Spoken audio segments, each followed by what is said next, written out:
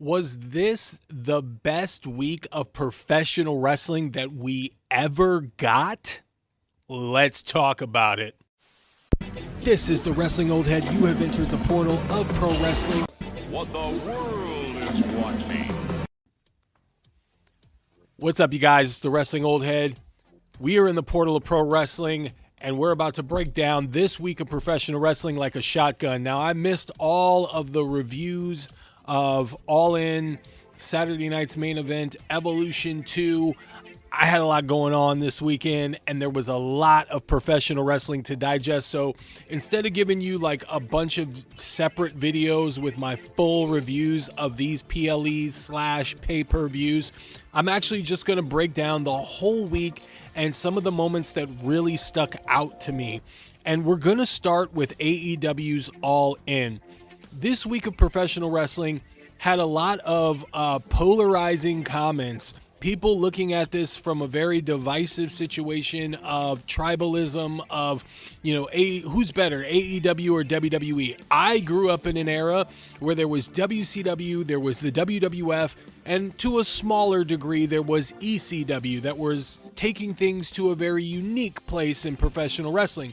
So I know a little bit about wrestling wars, okay? And this for sure is a definite version of what I grew up watching. What I grew up watching was there was Monday Night Raw, which was usually taped, and to combat that, WCW went live with Monday Nitro. And they went head-to-head every week. Every Monday, they went head-to-head in competition. To combat that, and I'm sure you've heard the stories, let me summarize very quickly. Eric Bischoff put top matches on the show. It wasn't enhancement matches. It wasn't to get another guy over like we'll have Steve Austin against some TL Hopper or whatever. On that side, while Steve Austin was wrestling TL Hopper, on Nitro, you had Lex Luger and Sting against the Road Warriors. So they did everything they could on both sides to win the war. And spoiler alert, if you don't already know, the WWE essentially won the war by buying out WCW. So this is just another version where instead of we're seeing Dynamite against Raw or SmackDown, we're seeing PLEs collide. I think it's pretty good for the business as a whole. Although, I must say, there are some tactics that are going on that I don't know if that's really the best for the business, but I get it. And competition brings out the best in both sides. So let's talk about AEW's All In. AEW took over Texas for the whole week. I mean, you had Dynamite, then you had Collision right after that, and then you had Ring of Honor, Supercard of Honor, and then it all culminated with All In Texas. They were jam-packed to the rafters. Globe Life Field, 27,000 people, I want to say. This was a long event, and it was done, like I said, in the spirit of competition. Tony Khan put on, I don't know if this is the record for all wrestling promotions, independent included, but as far as major wrestling promotions, this was a 6-hour event. It was like working a job and getting called off 2 hours before you hit 8 hours. It was a long event, but it didn't feel like it. To AEW's credit, it did not feel like the longest event, like a chore to get through, rather. And I thought they did a really good job with the production, with the setup. One thing that I liked about the pre-show, which I kind of had on in the background, I wasn't paying so much attention, but one thing I liked is their incorporation of video packages and explaining the stakes, explaining the stories. It's something that I wish they would incorporate on their television program. If they don't do it on Dynamite, I would hope that they would try to incorporate that on Collision, because I feel like it really helps general audiences understand the importance of some of the matches, mostly the bigger matches, but also some of the undercard matches that lesser known AEW fans, but those interested might want to know a little bit about. So this pre-show, if you weren't watching it, you missed out on some really good video packages in the build-up. They are similar. And I must say, they are similar to some of the video packages I've seen with the WWE, but it's really, really hard to go a unique route with video packages when your production is at its highest, like AEW is. And in comparison, WWE's production value is super high. So in order to compete, you kind of have to meet somewhere in the middle there. But I thought they established some of the upper card matches into the main event matches. The 3 main event matches that we had that evening, I thought they did a great job. Dustin Rhodes, he worked a lot for his age, which I think he's like 54. He's between 54 and 57. A legend in this business. He worked Ring of Honor, Supercard of Honor. He worked the pre-show for All In, and then subsequently was inserted into the TNT title match that was supposed to be for the TNT Championship, ended up being for the vacated TNT Championship, which we'll get into a little bit later. And I thought they did a really good job of making it a big moment for Dustin Rhodes in a stadium in Texas. I thought it was a great touch. I don't know, I missed his entrance, but I assume they didn't do this, but I would have loved for him to come out to Natural, which was his WCW theme music. I thought that would have been really, really well. It would have been nostalgic. And if he would have taken the paint off and come out in his cowboy outfit, I thought it would have been a good thing. But I digress on that. So I'm not going to break down the entire card like a shotgun because there's a lot to get into and I don't have a lot of time. I don't want to take up too much of your time, and I'm sure you've heard reviews and you've heard people's thoughts on it, and I'm really late. So I'll just break down some of what I saw and my opinions on it. MJF winning the gauntlet to earn a future shot at the World Championship, I thought was the right move. The one thing that I didn't like about the gauntlet, there was 2 things. Small critiques, nothing major, because overall I thought they did a good job. But with the gauntlet, 1 fall to a finish is kind of interesting there. You know, I think that they could parse it in a way where maybe they can do multiple pinfalls, and then when the final participant shows up, it's 1 fall to a finish. I think that would establish it a little bit better, because if you're going for a system where there's pinfalls in a gauntlet where you'll have multiple people in the ring, it can get cluttered. And sometimes most of the wrestlers end up just kind of wandering around or going to sleep on the outside. There was also a lack of capable main event talent that you would believe would win the match aside from MJF. I think that was another issue that I had, where there wasn't a whole lot of suspense. Once it got down to the finals, you kind of figured that MJF was going to win. So it kind of took away from the suspense of that match.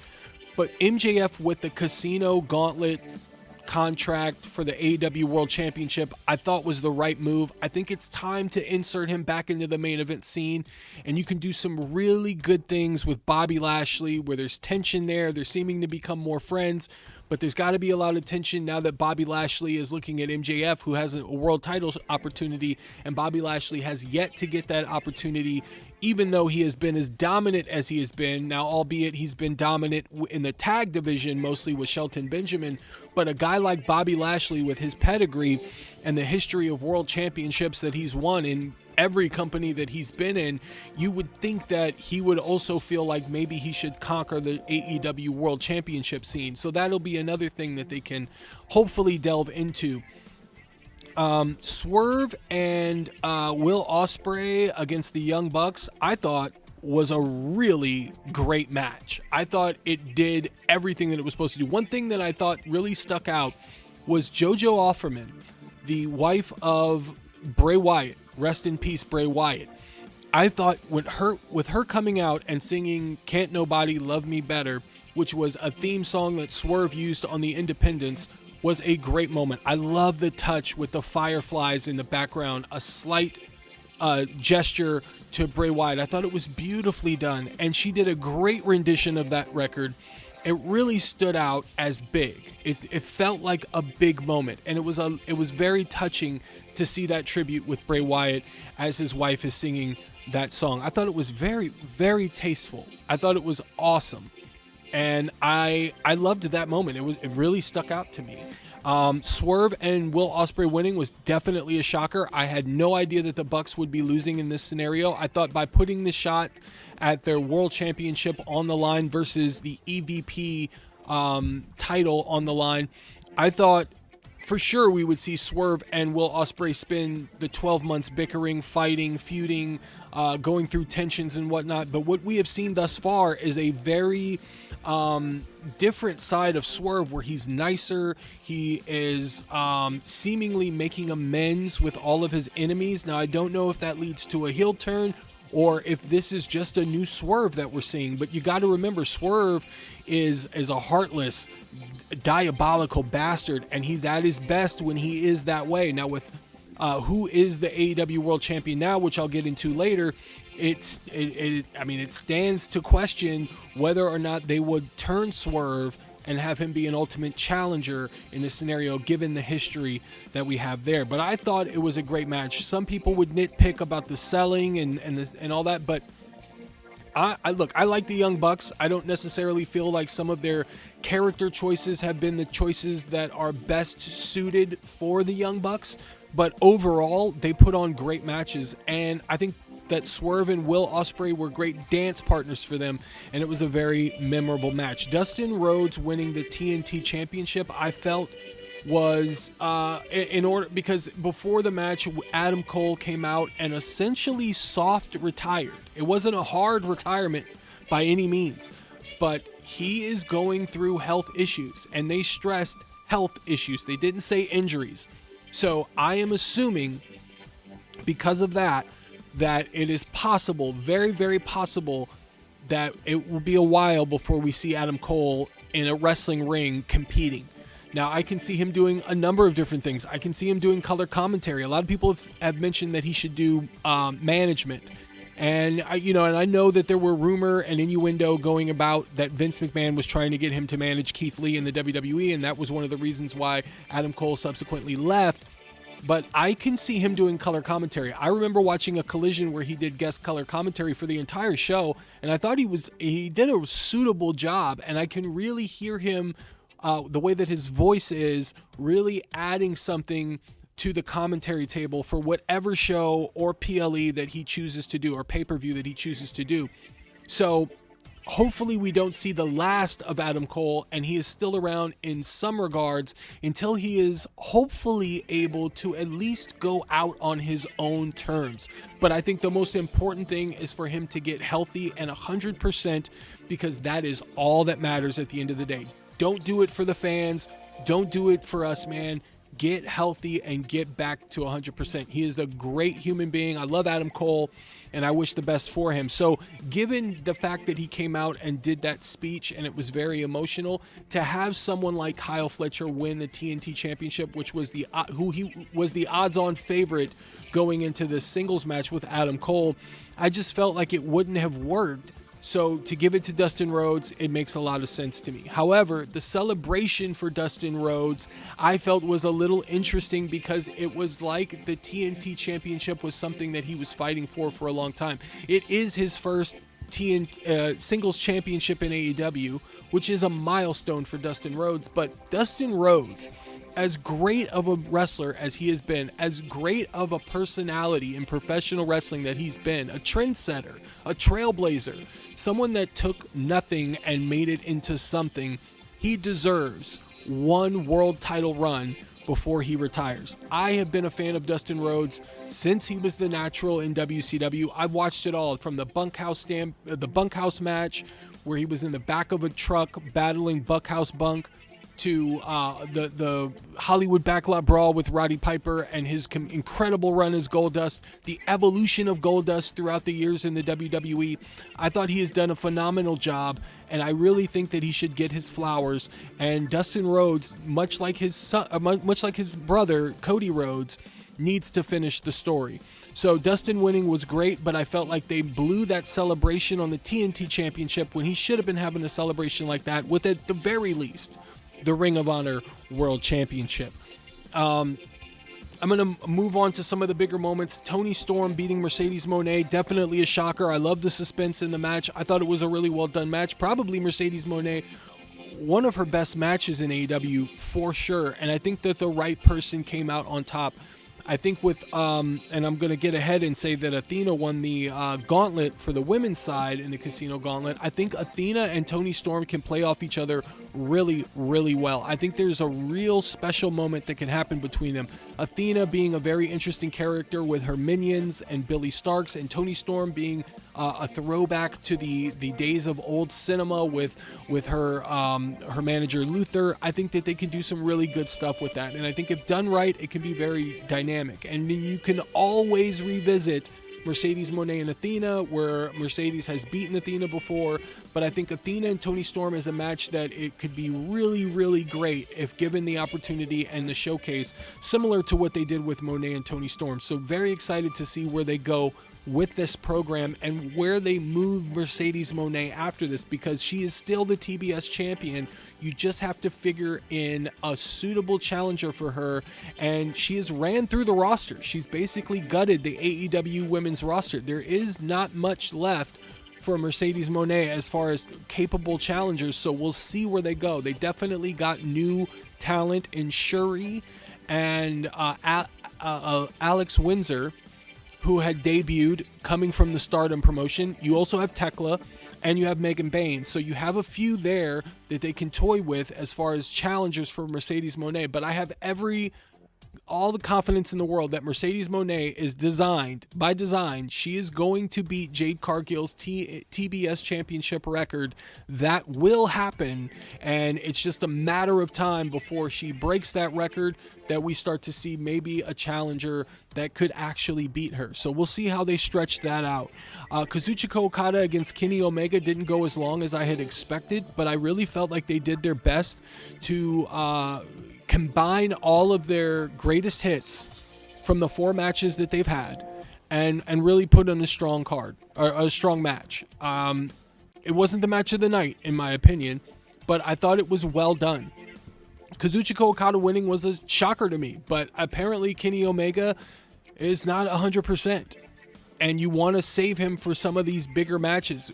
Winning the Continental and International Championship combined into the Unified Championship would put Kenny Omega in a situation where he would have to wrestle a lot more. I think at this point, if you lighten the load for Kenny Omega, it's faster for him to get back to 100%, because the guy goes 1,000 miles per minute no matter what match he's in, and you don't want to burn him out or risk causing another injury for Kenny Omega. So in hindsight, I thought it was the right move. And Hangman Adam Page defeated Jon Moxley in a Texas Death Match. They went the traditional route with the Texas Death Match in this scenario. I understand that, some people are not in favor of blood. Some people are not in favor of the, hardcore type matches that you are used to seeing on the independents, or like CZW, GCW, those companies and whatnot. But I felt, given the stakes and given the history here, I think it was the right move to go in this way with the championship match. Hangman Adam Page winning was definitely not something that I predicted, but I thought it was well done. And I think in hindsight here, I think Hangman winning, it presents itself a lot of opportunities for different challengers, and it gets a fresh take on the story of Hangman Adam Page, who has one of the most interesting characters in AEW of all time, in my opinion, up there with Toni Storm as far as character development and investment. We are emotionally invested in those two characters, and they're at the top of the card in their respective divisions. And with Hangman Adam Page, you have so many fresh challengers that they can swim around. I like the inclusion of Darby Allin. Didn't understand why they did the video. It felt weird. Like, if you remember some of my predictions where I was talking about Darby Allin being involved, I felt like Darby Allin climbing onto the mountain. There was a story to be told very similar to Rocky, where Darby went away to train, climb Mount Everest to get ready to come back and beat Moxley for the championship in a way where he was told that he is not ready for the championship, and Moxley literally took his shot at the AEW World Championship by goading him into putting it on the line and then threw him down a flight of stairs. So I definitely think there's a story to finish with Jon Moxley and Darby Allin. And maybe it doesn't have to include the World Championship, but eventually we do have to tell the story of Darby Allin realizing his dream of winning the AEW World Championship. And I look forward to them getting to that point. All in all, 6-hour AEW pay-per-view, and I thought they did a really good job of formatting it in a way to where it didn't feel so much of a chore to get through. So I thought they did a great job with that, and they left a lot of stories to be told on the other side. So I am recording this as Dynamite is on right now, so I'm not watching Dynamite. I am going to save it and watch it a little bit later. I'm going to get this edited out and sent out as soon as I can before the week is over. So I'm interested to see what they do on Dynamite as far as progressing the stories. But you got Darby and Jon Moxley. You got Hangman Adam Page and MJF. You got Swerve and Ospreay successfully defeating the Bucks. What are they going to do going forward? Are the Bucks going to go away for a while? Are we going to see them again?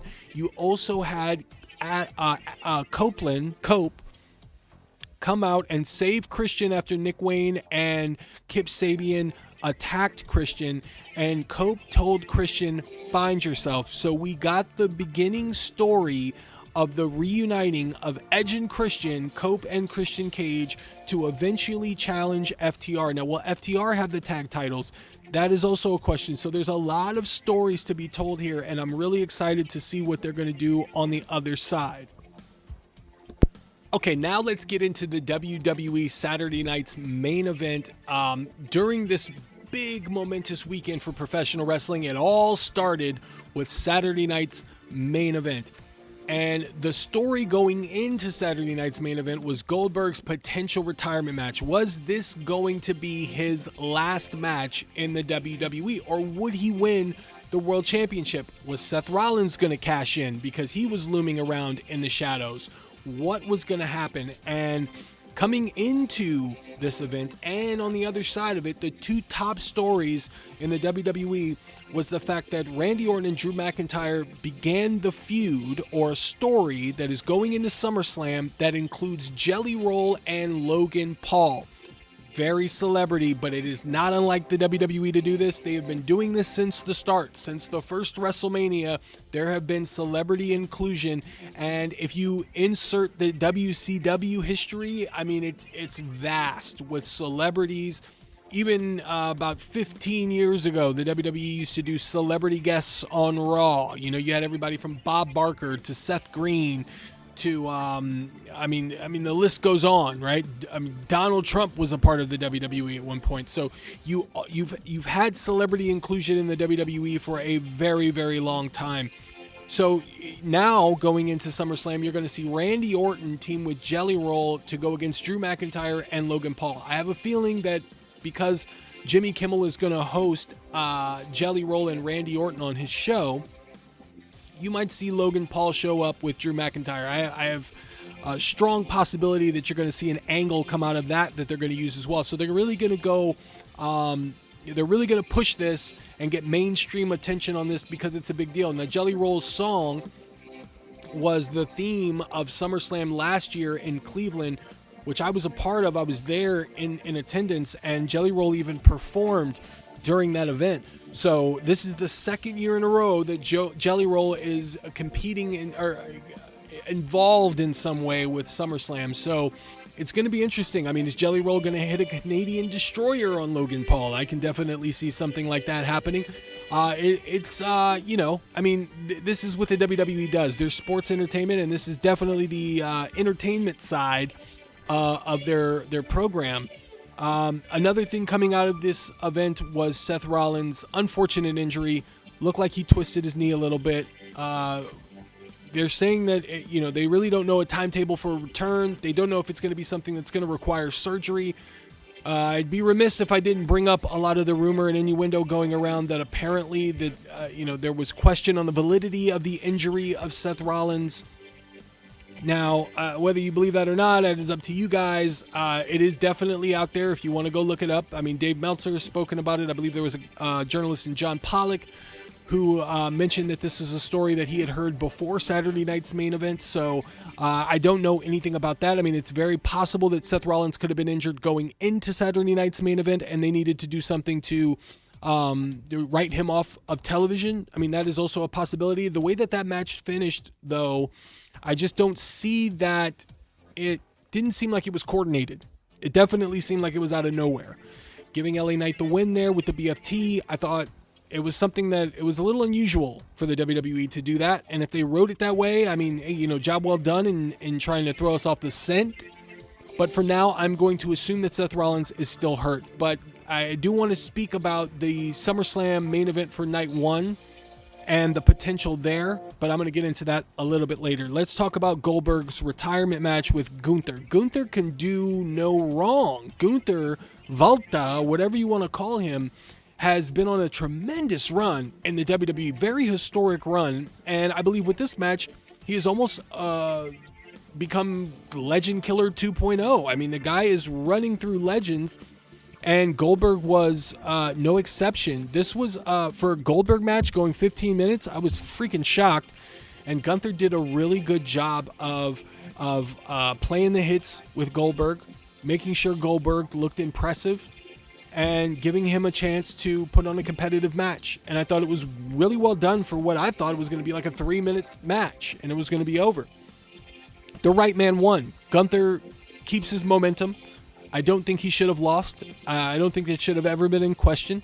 You see there's a lot of talk about Goldberg's retirement speech being cut off. I'm not sure if they put the full retirement speech on WWE's YouTube channel or on their Twitter account or Instagram or whatever, but I did think that was a little unfortunate. I don't blame the WWE for that. If I had to think about it, I would say that it was probably NBC that pulled the plug on that because they probably had a hard stop where the show was going to end. So I would say that's more NBC Universal. They don't have that leeway like they have on USA with the overrun or with Netflix. So it makes sense to me that they were just cutting a little short of time. I mean, if they would have cut the match, in essentially in half, 8 minutes, 7 minutes, or 9 minutes or something like that, they might have had a little bit more time for Goldberg. But it is what it is.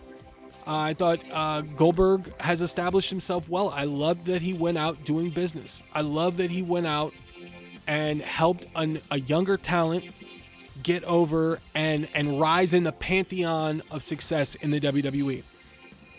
Where Goldberg goes from here, I have no idea. I would have loved to see him have one more match with Braun Breaker because of the rich history between the Steiners and Goldberg, but it doesn't look like we're going to get that.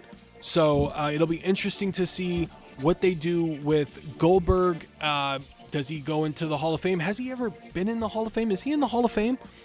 Every time I think that somebody's not in the Hall of Fame, I look it up and I find that they're actually in the Hall of Fame. It throws me off every time. But if he is not in the Hall of Fame, I do expect us to see Goldberg in the Hall of Fame soon. He has made some comments about being unhappy with the way that they built up to this match with Gunther, but nothing that I would consider slanderous or something that would, stop him from getting, into the Hall of Fame. People have said a lot worse. So it'll be interesting to see what they do with that. As far as Gunther, well, we'll get into that later. I do want to briefly bring up NXT. They had a great American Bash earlier in the day before Saturday night's main event. And I'm not going to get into a full review, but I do want to say that there are a number of professional wrestlers there that I am very impressed with. Sol Ruka being one of them, who is a phenomenal athlete. She had her SmackDown debut that Friday as well. I think she is going to do really good work there. She's got an amazing move, the Soul Snatcher, I think it's called, or Soul Taker. It's probably Soul Snatcher because they don't want it to sound similar to The Undertaker. Javon Evans and Jasper Troy. Jasper Troy reminds me of Abyss. He's got the chains, the way that he looks. I mean, and he does the black hole slam. I can really see them doing some good things with Jasper Troy. They definitely have a lot of confidence in him because he's already been in some top matches since his arrival after he graduated from LFG. Javon Evans, I've liked him since he was Jay Malachi in DPW, Deadlock Pro Wrestling. He and Saquon Shagor, aka Lucky Ali, I think they were the highlights of DPW at the start there. And I think those two both, I'd say keep your eyes on those two because they're going to be superstars. Oba Femi is a main roster wrestler right now. They can make that guy a main roster, a part of the main roster, and he can do damage. The guy has it. He has it all. He has the look. He has the promo ability, and he does great matches as well. I mean, really good matches. And there wasn't a whole lot coming out of Great American Bash. This was mostly like a glorified TV special, in my opinion, but I thought that they did a good job of highlighting some of their future stars, which was the intention. I don't think they had any intention to go out and try and steal the show with this type of a PLE. I think it was just really establish some of the stories that they have, move them along, and put a spotlight on some of their future superstars. So in that regard, I felt like they did a good job. They also, on Sunday, July the 13th, had Evolution 2. In many people's eyes, this was the pay-per-view of the weekend. It's a close run. I think there are some people that believe it was All In, and there are some people that believe it was this event as well.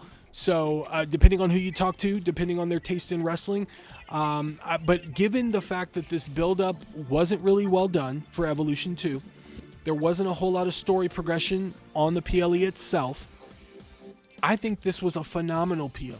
I had a lot of fun with this. I thought it was really well done. I was expecting to see AJ Lee, but I didn't see her. But all in all, this was a really, really well done PLE. I think those women deserve a lot of credit, and I don't believe this should be the last Evolution. I think that they can get a lot more mileage out of this intellectual property, and I'd like to see more of it. Trish Stratus, amazing. Trish Stratus, over 25 years, professional wrestler, manager, and she still has it. She put on a great match, a run. It was a marathon match. It was 8 minutes, but they were hitting all their hits, and great dance partner with Tiffany Stratton. You can tell these girls have really good chemistry, and I was very impressed. The Battle Royal, really well done. I mean, didn't overstay its welcome, did exactly what it was supposed to do. The Judgment Day in the tag match with Charlotte Flair, Alexa Bliss, Sol Ruka, Zarya, and the Kabuki Warriors I thought was well done. Looks like we're going to see the Kabuki Warriors stick around for a while, but I have a feeling that Asuka is more than likely going to turn on Kairi Sane. I would keep your eyes on Julia against Asuka. I would love to see them in the ring together, either as a tag team or in a one-on-one match. I think they can do really, really good stuff together. The Judgment Day winning is the right move, in my opinion. I am also wondering if Charlotte Flair or Alexa Bliss are going to turn on one another. I hate to say that, but I have to get it on record that it has been something that's been in the back of my mind. If Charlotte turns on Alexa Bliss can align with the Wyatt Six. I don't know if the Wyatt Six are going to start moving into heel territory now that they've won the tag team championships and they've got the entire tag division hunting for them. So maybe there's a situation where Alexa turns on Charlotte. They finally have a scenario where Charlotte is getting sympathy heat, where Charlotte is actually starting to get over and fans are starting to cheer for her. So I don't know if turning her on Alexa Bliss would be the right move, given that they have finally getting a situation where they're getting what they want. They wanted Charlotte Flair to be cheered. They pitted her against Tiffany Stratton and it didn't work. The fans overwhelmingly decided that Tiffany Stratton was their go-to woman. So I think right now they can do something well where Alexa, is the dark and Charlotte Flair is the light. So we'll see where they go with this, but maybe they get a tag title run before this happens. Maybe they stretch it out, or maybe something happens in the build-up and we get them in a one-on-one match at SummerSlam. However, they've only got 3 weeks. They don't have a lot of time, so we'll see what happens. Jade Cargill against Naomi, great match. In terms of what Jade Cargill is capable of, I think the best person to be in the ring with is Naomi. Naomi really puts Jade in a situation to where she has her best matches. They're great. They have great chemistry together. And then Jade winning the match was really a good move. And the biggest shocker of the night was Naomi cashing in on Io Sky and Rhea Ripley during their classic, in my opinion, the match of the weekend, at least top two, where Rhea Ripley and Io Sky were tearing the house down, and Naomi took the advantage and cashed in and won the women's championship in a move that puts her on Raw while Jade maintains on SmackDown. So Jade against Tiffany Stratton no longer has Naomi's briefcase looming around as that dark cloud. Now we get Jade Cargill against Tiffany Stratton. Does Naomi get involved in that match? It remains to be seen. They also announced for SummerSlam that it would be Naomi against Io Sky against Rhea Ripley. I've heard JD from NY206. I heard him say this when I was watching him and Sala Monster live, and I swear to God, I am not taking what he is saying. I thought the same thing. I swear to you, and there's no proof. You just got to trust me here. But when Naomi cashed in and won the championship the next night on Raw, I felt that they were going to do an Io Sky Rhea Ripley rematch at SummerSlam Night 1 and Night 2, where the winner faces Naomi, similar to what they did with Bret Hart, Lex Luger, and Yokozuna at WrestleMania 10, where they had Bret Hart open up against Owen Hart, and they had Lex Luger against Yokozuna, and the winner of Lex Luger and Yokozuna battled Bret Hart later on in the night. I could have sworn they would have done something similar in that regard. They did not do that. They did not go that route. I thought that would have been fascinating and very interesting for the point of it being two-night event, but I digress. I'm very excited to see what is going to happen with that going forward. And you also had a situation where the WWE had to come out of this weekend with a lot of momentum. Aside from Evolution 2, a lot of people weren't excited about the Jelly Roll Logan Paul situation, about the Seth Rollins injury, and about Goldberg's retirement. People weren't super excited and talking about those moments the way that they should be. So for that, I'd say that AEW had a slight advantage because WWE put their PLEs in direct competition of an all-in event that had already been established for months and months, and they just, boom, hit them right in the heart, right in the stomach with a gut shot by putting on 3 PLEs in the span of that weekend. You had 2 on July the 12th, and then you had culmination of all of those events with the Evolution 2. So they needed something. They needed a shot to inject themselves with a little more momentum going into SummerSlam, where they don't have a lot of time to build up. And I think they did that with Monday Night Raw, where they had a gauntlet match, where WWE gauntlets, especially those that have been on Raw, have been strong. They have been historically really strong. I remember the gauntlet that Seth Rollins ran through. That match was almost an hour long, and I thought that it was really well done, and this was no exception. I think CM Punk was the right one to come off as the victor here in this, to pit him against Gunther, and that was what I was going to bring up earlier with Seth Rollins' injury. If, and it's a strong if, but we're going to play rumor and we're going to theorize for a little bit, if Seth Rollins' injury is not as bad, and if he'll be ready by SummerSlam, but they want you to think he's going to be out for a long time, having CM Punk beat Gunther at SummerSlam and realize his dream of finally winning another world championship in the WWE, only for Seth Rollins to cash in and beat him, is a story worth telling. It would be a moment. So I hope that this Seth Rollins injury is not as bad, and I hope we get that moment, because it would be huge. Another big thing coming out of WWE Raw was, it's gotta be the fact that Karrion Kross finally got a promo video where he's calling out Sami Zayn, and I really, really hope that it's Sami Zayn against Karrion Kross at SummerSlam. And I know the underdog is Sami Zayn here, but the real underdog is Karrion Kross, because a win over Sami Zayn at SummerSlam would be huge. And I know that he put Sami Zayn on injured reserve with that attack backstage. So it's, the story is written for Sami Zayn to get revenge here, but Sami Zayn already has a win over Karrion Kross, and I would love to see Karrion Kross get the win and have a big moment on a big stage at SummerSlam.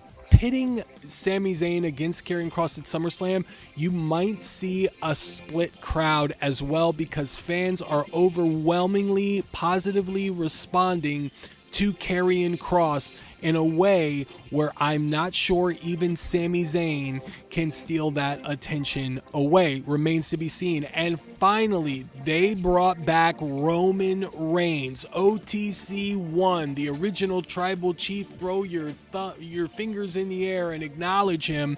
Has made his triumphant return on Raw in a very surprising fashion, although Paul Heyman definitely telegraphed it by calling Braun Breaker the big dog and the next big thing. Now, the next big thing I know belongs to Brock Lesnar, but by mentioning Braun Breaker in the nicknames of his former clients, the only client that could come and challenge the fact that he was given those nicknames would be Roman. So you can kind of deduce from that the idea that Roman Reigns' return was imminent. So it was nice to see Roman Reigns came back. The crowd went banana when he came out. And now it seems to be that they're telling the story of Roman Reigns and Jey Uso battling Braun Breaker and Bronson Reed at SummerSlam. Great moment for Braun Breaker, going spear for spear with Roman Reigns. And at the time when he is really sinking into his character, benefiting from Paul Heyman being by his side, it's a huge moment for him to go into this SummerSlam with a huge moment against a megastar like Roman Reigns, even if it is in a tag match. So, was this the best week ever in professional wrestling? A lot of wrestling fans tend to be hyperbolic, and everything seems to be the best. It trumps whatever happened previously if it gets you a little excited. So I understand that, but I must say, in all my years being a professional wrestling fan, I don't think I have ever seen this many great matches, storyline progressions, and moments as I had seen in the cluster that we got from Friday to Monday.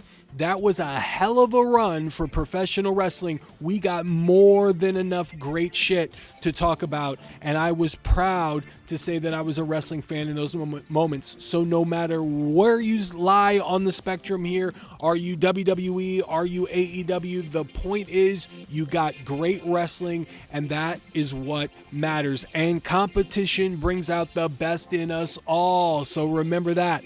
But what did you guys think about this week in wrestling? Was it the best run of professional wrestling over a 4-day period that we've ever seen? You guys let me know in the comments. Looking forward to having more videos about this and other storylines that are going on in the WWE, AEW, and soon to be NXT. So stick around for that. Thumbs up on the notification. Hit the subscribe button. Look forward to hearing what you think, guys. Let me know in the comments. Stay tuned for more.